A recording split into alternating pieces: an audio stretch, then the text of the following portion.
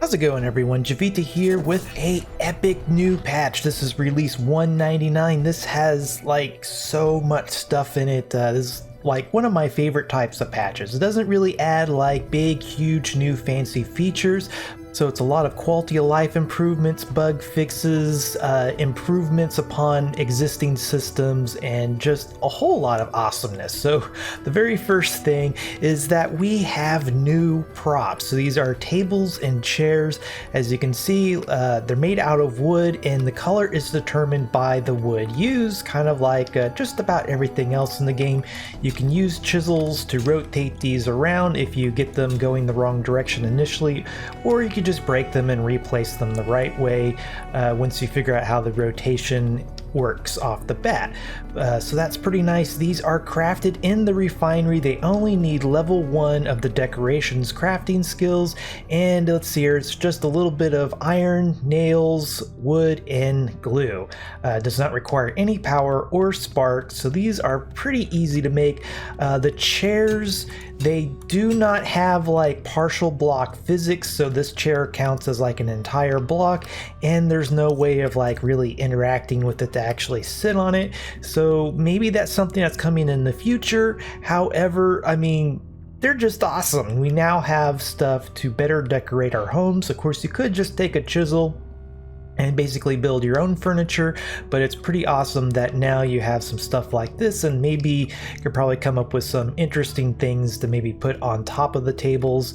And I think props and things like that are coming around the corner in the not too distant future. They certainly released all sorts of concept art detailing all sorts of things that can be placed on tables, walls, etc. But anyway, let's move along. The other amazing thing is now we can finally forge fist weapons. So that will be amazing. I can't wait to see all the cool things that you can put on fist weapons.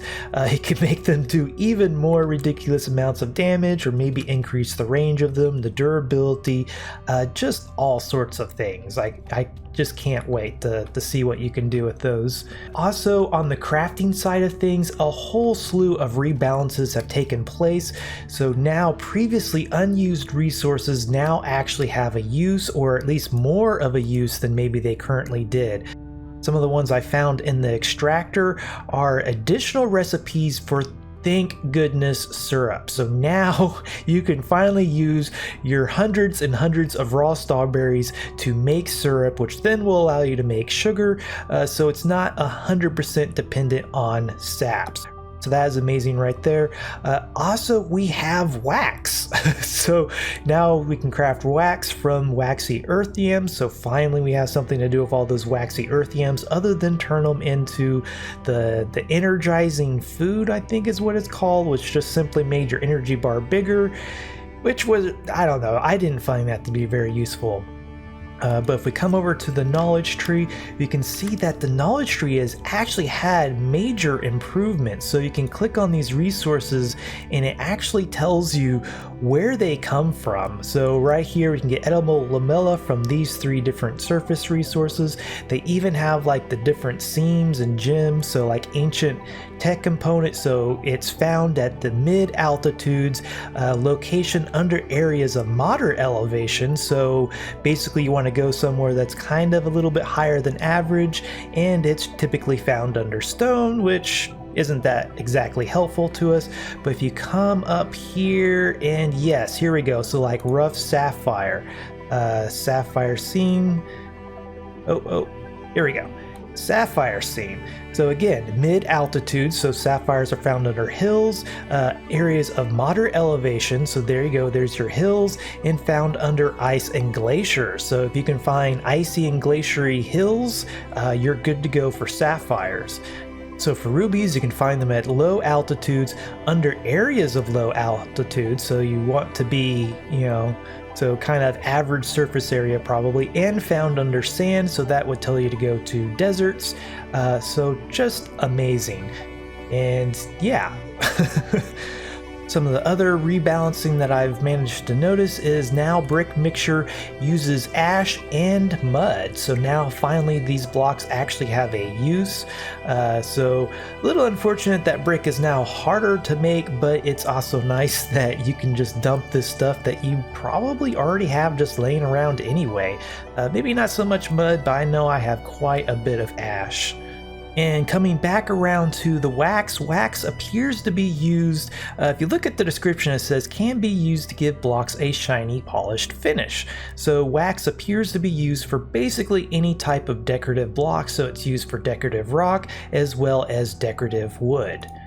They've also mentioned that the forge recipes have been balanced to better reflect the power of the ingredients used.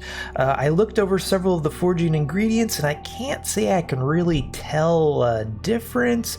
Maybe their effects were tweaked slightly. I really was struggling to find anything that looked out of the ordinary compared to what I'm used to. So theoretically there's some changes there, but I was unable to identify any for sure. And coming around to probably one of the most controversial changes, or I know at least a lot of people were both rooting for this as well as the other side screaming no to this, but bombs have been reworked just a little bit. They now have 2 times the durability. However, when it comes to bomb mining, they have been adjusted to where they break resources at the same rate as they break the rock. So in other words, if you break the rock, you're also going to break all of the resources, period. So while most people think this effectively kills bomb mining, which maybe it will, I can still see a lot of situations where you might still use bombs. Just maybe use a couple of bombs to kind of soften up the blocks and then use a fairly cheap AoE tool to then clear out an area. Another thing is that you could just go ahead and blow up everything and look at it from the point of view that you're making your own cave and you can still see all of the resources embedded in the wall. That seems a little wasteful to me, but it could be a valid way of doing it if you just want to get some quick resources and don't care about blowing up a bunch of them. Moving on to brewing, some amazing changes for brews. So healing potions, the ones that heal over time will now actually heal for greater than their instant counterparts of the same rank. So that means if you're using a greater healing potion, you'll heal more over time than a greater instant healing potion. So that is a wonderful quality of life boost right there and gives the heal over time potions a much needed boost. Also, when it comes to the brews that give buffs, their duration has been increased to 10 minutes, up from 2. So previously, I really didn't see a point to any of the brews. It's like they had nice effects, but when they only last for 2 minutes and they're fairly expensive to craft, now they last a full 10 minutes, and yeah, I'll probably actually use them now.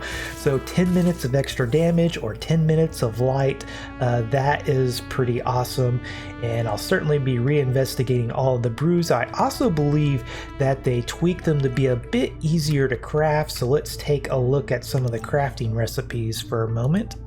Okay, so right off the bat, it looks like the Brew Container 5 is cheaper to make, unless maybe there was a Brew Container 6, I'm not really sure. I'll have to check my crafting recipes to see if I may be missing something, but yeah, if I remember correctly, these used to take rough gems to make, which was pretty luxurious, so now it only takes titanium alloy, and it looks like it goes down from there, so silver or precious alloy from there, base metal, and then it's just base metal again. So those look like they're a little bit easier to make, and then the actual brewing recipes themselves.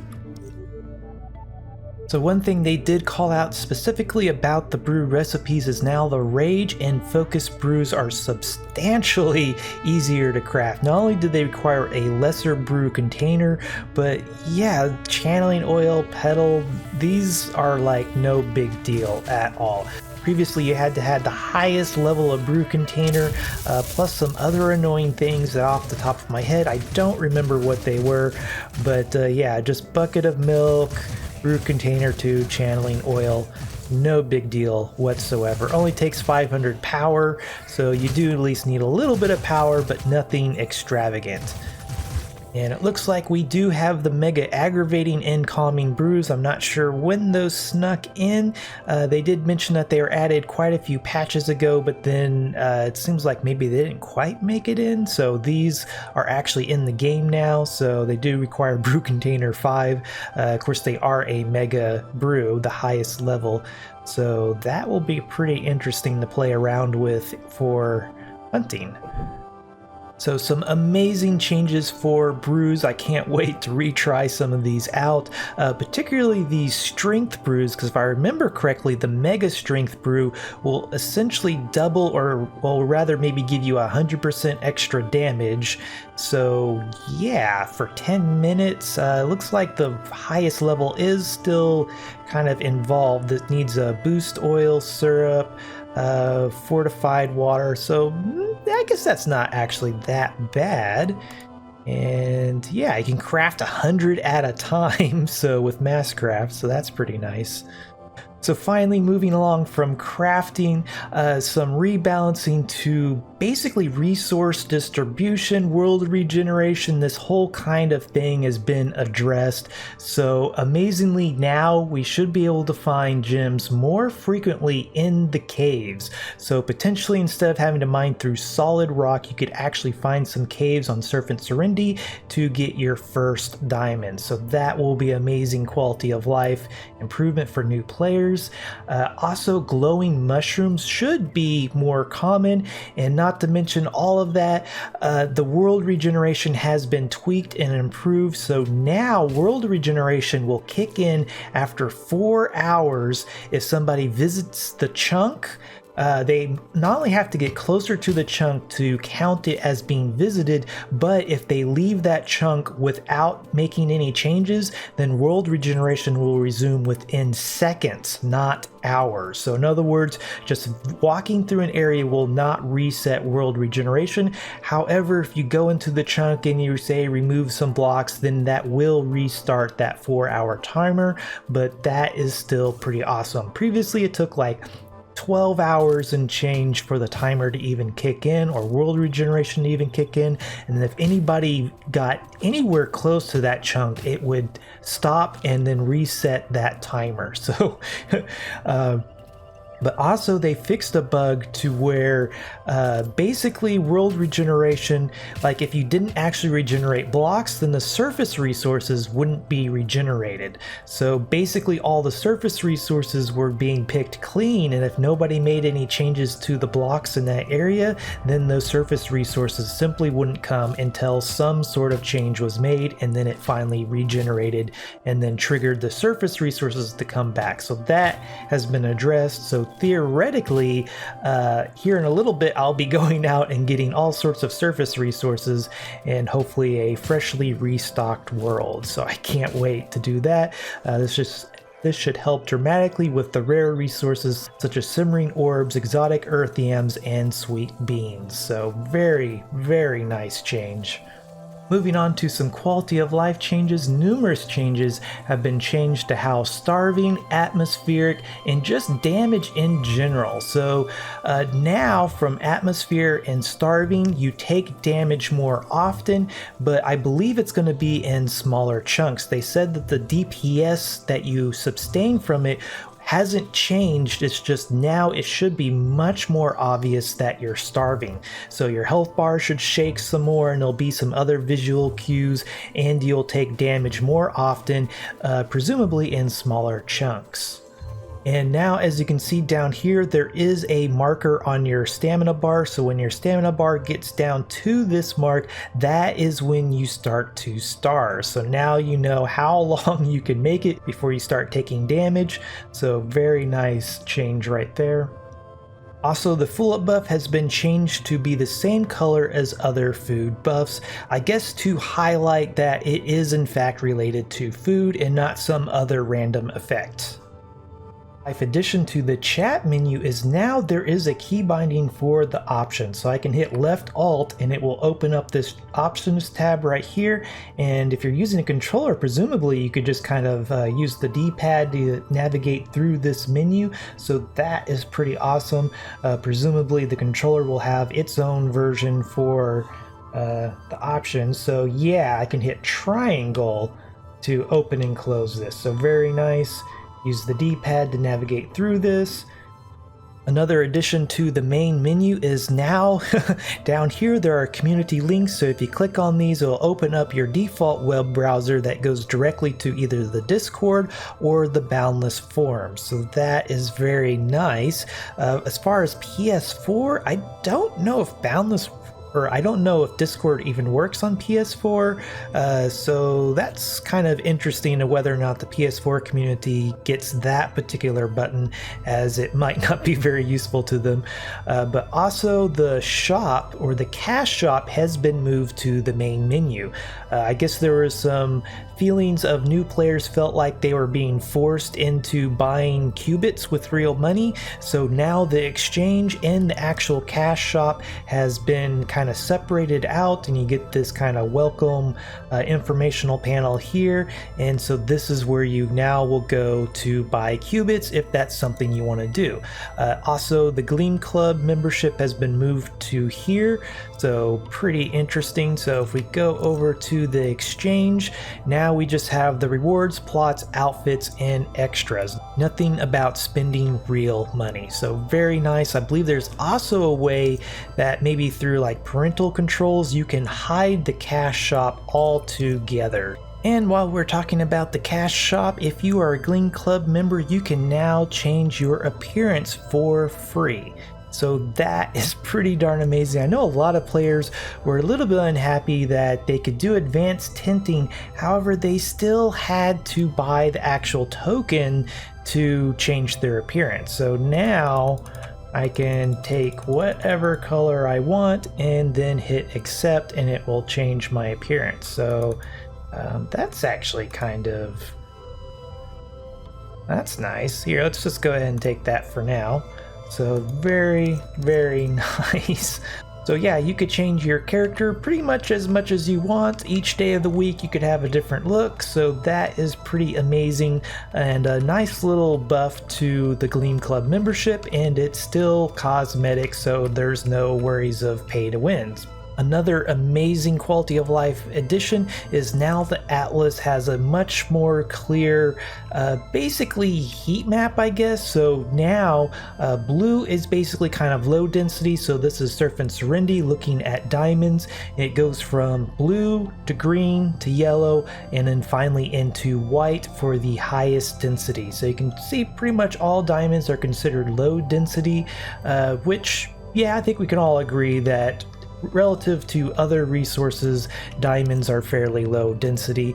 Let's put in something, say copper ore. There we go. Now we're getting into the green and yellow. So very nice. So if copper is only showing green and yellow, I wonder if anything is going to show actually white. Let's see here. What's another? Well, we can try saltpeter, see what that pops up. So yeah, that's about what it used to be. So just have tiny little splotches of blue here and there. And silver, it's blue trying to go into green, I guess. That's not as dark of a blue as the previous one, so... Oh, and there we go. So there's actually more iron on Surf and Serenity than there is copper, so that is pretty awesome. So we got just a little bit of green / blue on the very edges, and it just very rapidly goes to either a really bright yellow, or I would just go ahead and call that white, or, you know, white enough. So that is pretty darn awesome, I have to say. So that should make the Atlas much more readable. Another amazing thing is if you go over to the Places menu and head over to Worlds, you can now click on Worlds. There's this resource tab, and it gives you a breakdown of basically how common they are on that planet. There does seem to be an annoying bug that whenever the prestige updates on a given planet, it closes it out like you saw right there.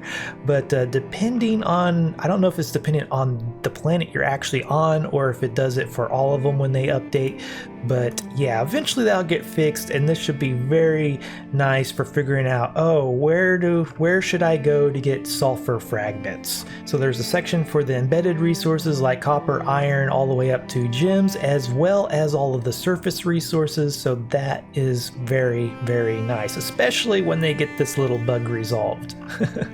Along with the improvements to both the Places menu and the Atlas, exploring regions will eventually give more experience. So the way the system is intended to work is that the first region you explore gives you 50 experience, and then for every region after that it's additive. So the next region will be 100, the next one will be 150. So each new region bumps up another extra 50 experience points, all the way up to a maximum of 2,500 for the last region explored on a particular planet. All of this experience is intended to be rewarded retroactively.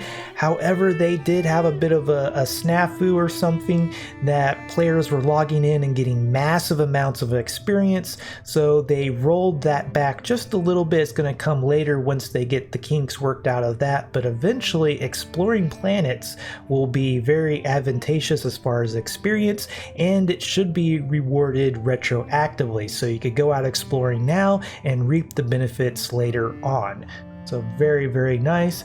And following with the trend of experience, now when you level 50 plus, you get 4 skill points up from 2. This was changed so that getting an extra skill set fully maxed out on a level 50 character should take about the same time as leveling a completely new character. So once you have a level 50 character, you could start a whole new character, get an extra skill set on a different character, or just kind of keep going, and in about the same amount of time you'll be able to fill out 2 skill sets. And amazingly, it appears that this has been added retroactively, or you get the benefits retroactively. So I think I had like 30, 40 some odd skill points. Now I have 106, so I can fill out this 3rd skill set completely and still have 6 skill points left over. Not to mention I already have 22 spent in this skill tree, so that is very nice. I can finally make a dedicated build just for hunting, and maybe I'll survive longer than 5 seconds in the heat of battles. And with the additions of double durability on bombs, I actually am considering of making a dedicated healer spec just to try it out. Even with double durability, I think healing bombs are still going to be kind of expensive, but it depends on how effective it actually is. So I can't wait to try it out. Healing is usually one of my favorite roles to play, so very nice addition.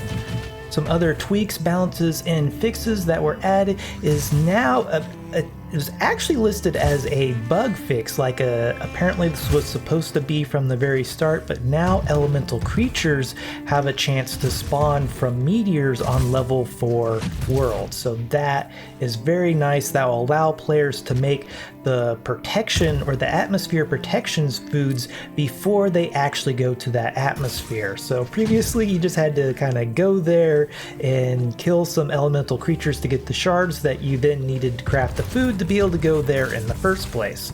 This is assuming, of course, you do not want to take the skills that would allow you to just be there indefinitely. But yeah, if you're a new player and you don't want to invest skill points into that, potentially making or buying the foods might be a better early option for you. Another very major fix that they have done that I apparently am trying to forget is that they have reworked kind of how characters are saved to reduce lag. So now when there's a whole bunch of players, that particular thing should not cause server-wide lag like it was. And as soon as they see proof that the system is working appropriately, they will increase the world server limits. Also, while you're looking at a portal trying to get into a world that is full, you will be given priority over other people that are just kind of hanging out in the world. So no longer will they have a reserved spot. As long as you're looking at the portal, you should take priority. So that is very nice. Another much needed fix was to the blink second bug. So apparently there is a bug. I didn't run into this too often, but sometimes the blink seconds between, say like if you're trying to open up a portal, would fail to calculate, or even warps. And so yeah, you just couldn't open up the warp because it just didn't list the blink seconds at all. The portal didn't know how much to charge you as far as Oort shards. So that is pretty nice that is now finally fixed. So hopefully now everybody can resume warping and opening up portals as expected. Also, the Digital Deluxe Edition should be now fixed for Steam users. So if you weren't quite getting your rewards from the Steam edition of the Digital Deluxe Edition, theoretically that has all been resolved now. There's also been some tweaks to the physics engine, so apparently there was an issue where you could cause serious impact damage to yourself if you had high agility and low impact damage skills. So it sounded like you could literally just run into a wall and take essentially fall damage. Also, they've tweaked the physics a little bit, so now those weird instances where you drop like 2 blocks and take 5,000 damage, that sounds like that has been improved, if not completely resolved. So if you continue to run into those instances, be sure to let the devs know, because that feedback is very valuable to them. Okay, well, I think that covers just about everything. Naturally, there's things in the patch notes that I probably both overlooked and just didn't have time to really mention. Also, there seems to be lots of things that were squeaked in that weren't really mentioned. For one, like, things in the inventory are kind of much brighter and shinier. So this iron bar, it looks a lot different. It's kind of shinier. The gem stuff up here looks a tad bit washed out because it is brighter.